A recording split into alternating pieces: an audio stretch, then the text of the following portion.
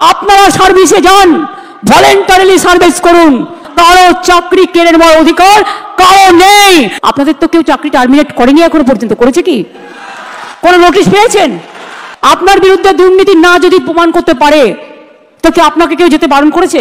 যান না, আপনি আপনার কাজ করুন না। আপনার কাজ কে বারণ করেছে? কথা মেনেই যা করার আমরা করব।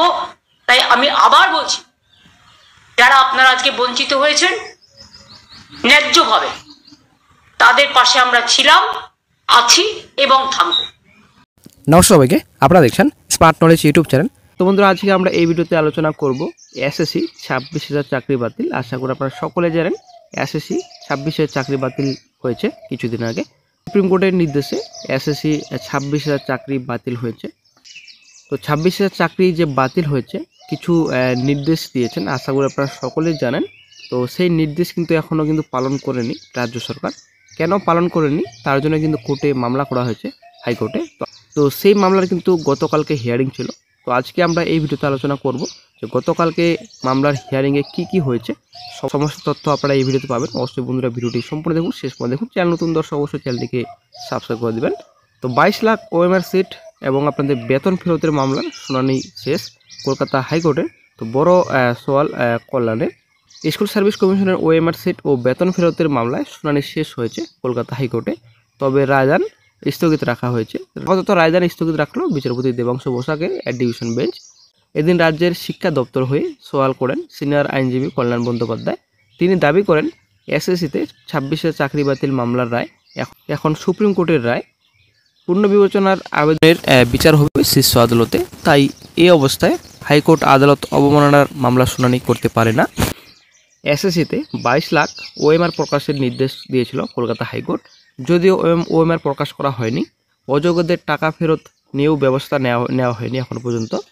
তাই আদালত অবমাননার মামলা করা হয়।